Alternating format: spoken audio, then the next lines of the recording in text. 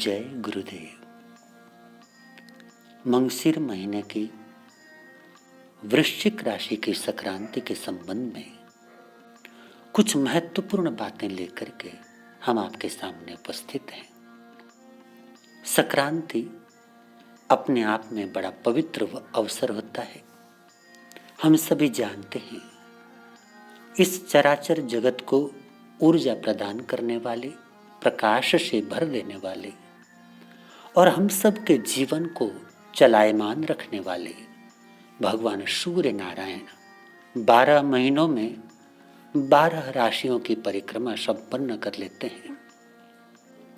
प्रत्येक महीने एक राशि के अंदर उनका विराजना होता है, वो रहते हैं और एक महीने के पश्चात अपना प्रवास परिपूर्ण करके अगली राशि की ओर प्रस्थान कर जाते हैं। सूर्य देव का यह राशि परिवर्तन, इसको संक्रांति कहकर के पुकारा गया है और संक्रांति का बहुत महत्व हमारी परंपरा में, हमारी संस्कृति के अंदर रहा हुआ है। चूंकि 12 राशियां अलग अलग स्वभाव की राशियां हैं, तो जैसे स्वभाव की राशि के अंदर सूर्य देव का पदार्पण होता है, कुछ वैसा ही परिणाम चराचर जगत को भोगना पड़ता है। इसलिए संक्रांति का बहुत महत्व और सम्मान हमारी परंपरा में होता रहा है और हम लोग करते रहे हैं। चलिए समझते हैं कि आज जो वृश्चिक संक्रांति है, मंगसिर महीने की संक्रांति है, इस संक्रांति का क्या महत्व है और इसमें क्या जाप करना चाहिए, क्या दान करना चाहिए और किस प्रकार हम लोग आने वाले एक महीने के काल का भरपूर लाभ ले सकते हैं। कुछ छोटी छोटी बातें जो महत्वपूर्ण प्रभाव हमारे जीवन के ऊपर डालती हैं, उनको सुनते हैं और उनको समझ करके अपने जीवन में लागू करते हैं। पहले नंबर पे समझें कि सूर्य देव तुला राशि का प्रवास परिपूर्ण करके वृश्चिक राशि में पधार रहे हैं। तुला राशि में वो नीच के हो जाते हैं और वृश्चिक राशि में वो नीच राशि में से निकल करके आ रहे हैं।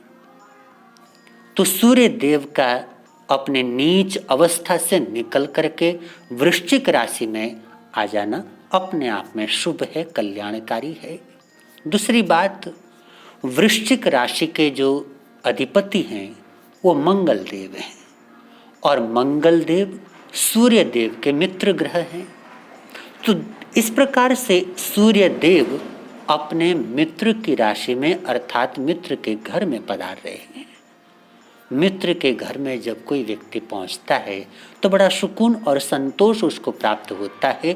कुछ ऐसा ही भाव हम लोगों को सूर्य देव के प्रति समझना चाहिए कि सूर्य देव वृश्चिक राशि में पधार रहे हैं अर्थात अपने मित्र ग्रह मंगल की राशि में पधार रहे हैं और मंगल उनके मित्र होने के नाते मंगल की राशि में उनका आगमन स्वाभाविक रूप से आनंद को बढ़ाने वाला और अनुकूलता को बढ़ाने वाला होना चाहिए।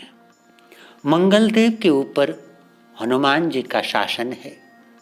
जिसके ऊपर हनुमान जी का वर्चस्व रहता हो, हनुमान जी का अनुशासन रहता हो, वो व्यक्ति ऊर्जा, तेज आदि से परिपूर्ण होता है।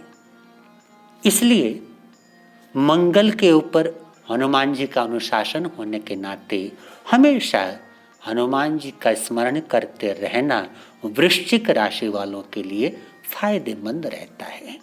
वृश्चिक राशि चूंकि मंगल देव की राशि है और मंगल ग्रह के संबंध में प्रसिद्ध बात है, मंगल करवाए दंगल, अर्थात मंगल आग्नेय स्वभाव के ग्रह हैं। वो क्रूर ग्रह माने गए हैं, उनके भीतर में क्रूरता है, तेज है। इसलिए वृश्चिक राशि वाले जो जातक अथवा जातिका हैं, स्वाभाविक रूप से उनको क्रोध ज्यादा आ सकता है। उनके भीतर में ईगो प्रॉब्लम हो सकती है और उनके भीतर में जो मंगल के गुण हैं वो ऑटोमेटिकली हमारे को देखने को मिल सकते हैं। तो अपने जीवन के अंदर ईगो से हम लोग अपना नुकसान न करें, क्रोध के कारण अपना नुकसान न करें, इत्यादि बातों से बचने के लिए हनुमान जी का नाम जपना और मेडिटेशन का अभ्यास करना वृश्चिक राशि के जातक जातिकाओं के लिए नितांत आवश्यक है। जिनकी वृश्चिक राशि के जातक अथवा जातिका कौन होते हैं, तो हमारे ऋषि मुनियों ने बड़ी खोजबीन करने के बाद एक बहुत सुगम और सरल विधि हम लोगों को प्रदान की। ये पूरा का पूरा ब्रह्मांड 12 राशियों में और 27 नक्षत्रों में विभक्त है। तो 12 राशियों में से प्रत्येक राशि 30 डिग्री की होती है। इस प्रकार 12 को 30 से मल्टीप्लाई करेंगे तो 360 डिग्री का हमारा ब्रह्मांड हो जाएगा। और प्रत्येक नक्षत्र जो 27 नक्षत्र हैं वो प्रत्येक नक्षत्र 13 डिग्री और 20 मिनट का होता है।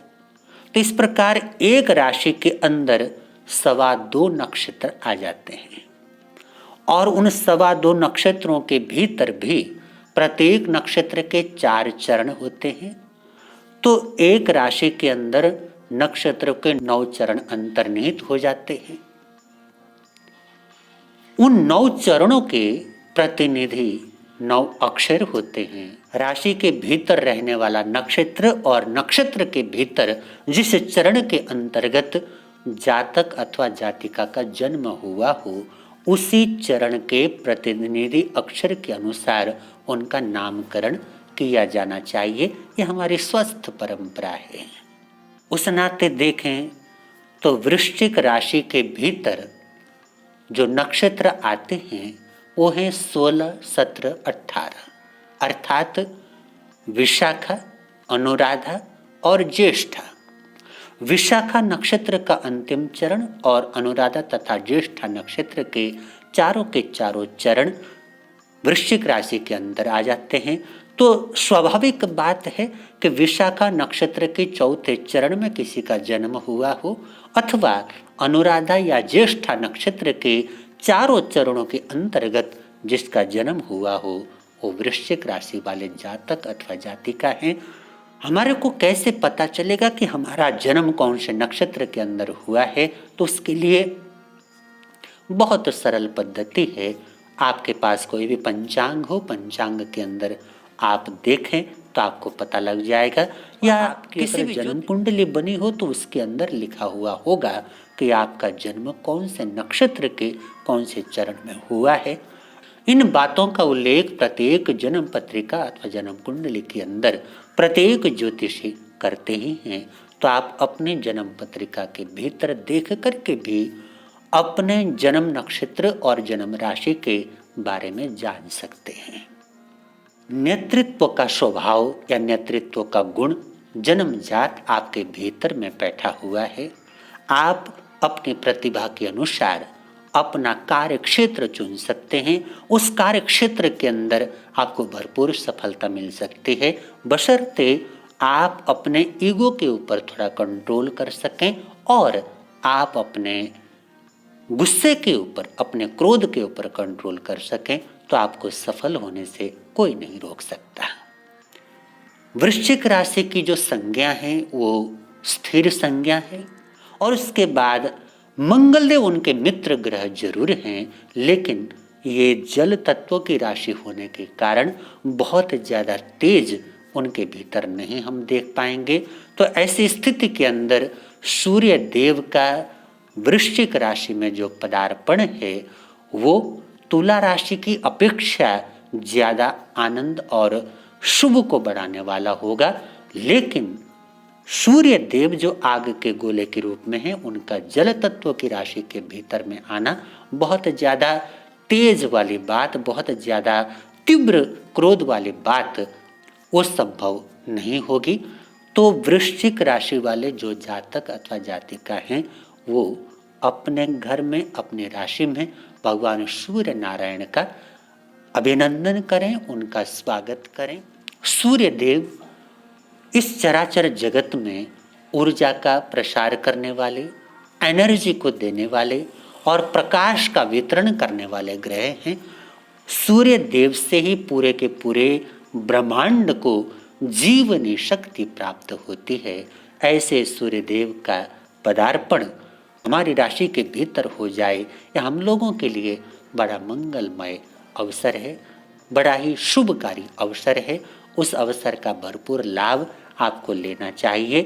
कैसे लेना चाहिए तो मैं बता देता हूँ कि इस महीने में अर्थात इस मंगशिर के महीने में ज़्यादा से ज़्यादा भगवान सूर्य नारायण की आराधना करें, भगवान सूर्य नारायण को प्रणाम करें, उनका नाम जपें, लेकिन उनको जल का अर्घ्य न दें।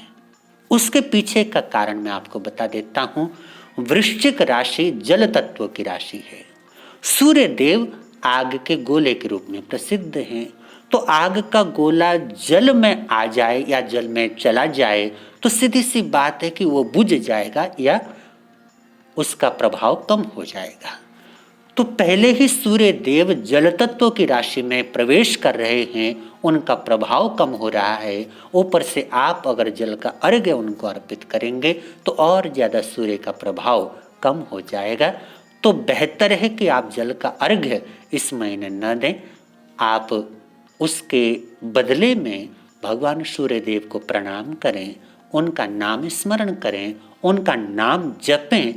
सूर्य देव का नाम जपना ही आपके लिए भरपूर ऊर्जा को बढ़ाने वाला साधन हो जाएगा। दूसरा, ये जो महीना है, इस महीने में आप गौशाला जाकर के, अनाथालय जाकर के, वृद्धाश्रम जाकर के, या फिर जहाँ पर भी कोई गरीब व्यक्ति आपको मिले वहाँ मीठा भोजन अवश्य वितरित करें। और मीठे भोजन में लालिमा युक्त, लाल रंग का लालिमा युक्त कोई भी मिष्ठान्न जरूर आप बांटें। मिष्ठान्न का वितरण, मीठे भोजन का दान आपको भरपूर लाभ दे सकता है, इस बात का ध्यान रखें।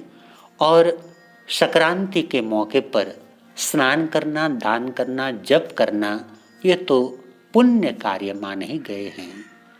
इस महीने में भगवान सूर्य नारायण के मंदिर में जाकर के या फिर भगवान विष्णु के मंदिर में जाकर के आप कुछ पूजा अर्चना कर सकें तो बहुत अच्छा, नहीं तो थोड़ी बहुत दक्षिणा वहाँ पर जरूर अर्पित कर दें। सच्चे मन से समर्पित की गई दक्षिणा हमारे तमाम भावों को परिपूर्ण करने वाली होती है, भगवान की कृपा को देने वाली होती है। तो सूर्य नारायण की कृपा आपके ऊपर भरपूर पड़े, ऐसी मेरी सद्भावना और मंगल कामना है।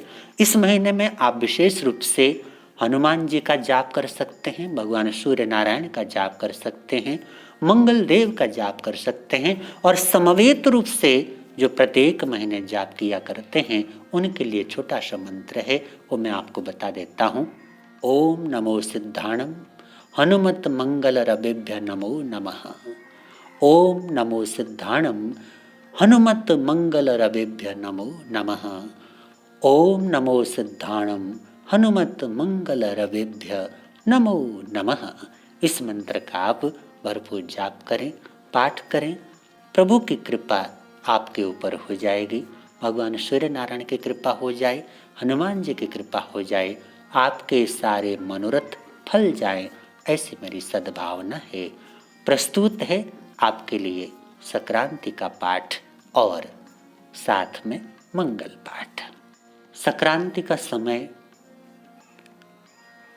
बुधवार 16 नवंबर 2022 शाम को 7:15 का माना गया है। तो आप 7 बजे से लेकर के 7:30 बजे तक इस मंत्र का पाठ कर सकते हैं, अपने इष्ट देव के मंत्र का पाठ कर सकते हैं, अपने गुरु मंत्र का पाठ कर सकते हैं, या जो रूटीन में आप जाप पाठ करते हैं वो कर सकते हैं। ध्यान रखें, संध्या के समय बुधवार 16 नवंबर के दिन भोजन आदि न करें, मनोरंजन आदि से निवृत्त हो जाएं, निद्रा न लें, उस समय न सोएं। 7 बजे से लेकर के 7:30 बजे के दरमियान आप भरपूर भगवान का भजन पाठ करें। ठीक 7:15 बजे का समय सूर्य देव ने तुला राशि का प्रवास परिपूर्ण करके वृश्चिक राशि में पदार्पण कर जाना है। संक्रांति का वक्त है और उस संक्रांति का वक्त आपके लिए भरपूर आनंद मंगल करने वाला हो। आज बुधवार 16 नवंबर 2022 मार्गशीर्ष कृष्ण अष्टमी, मघा नक्षत्र, चंद्रमा सिंह राशि में, सूर्य देव का वृश्चिक राशि में प्रवेश, मंगशीर महीने की संक्रांति, वृश्चिक राशि की संक्रांति भरपूर धर्म भावना को बढ़ाने वाली हो। ऐसे सद्भावना के साथ चैता भारहं वासम चकवट्टी महड्डियो संति संति करेलो ये पत्तो गई मनुत्तरम। चैता भारहं वासम चकवट्टी महड्डियो संति संति करेलो ये पत्तो गई मनुत्तरम। श्री चतारी मंगलम, अरिहंता मंगलम, सिद्धा मंगलम, साहु मंगलम, केवली पर्णतो धम्मो मंगलम। चतारी लोगुत्तमा, अरिहंता लोगुत्तमा, सिद्धा लोगुत्तमा, साहु लोगुत्तमा, केवली पर्णतो धम्मो लोगुत्तमो।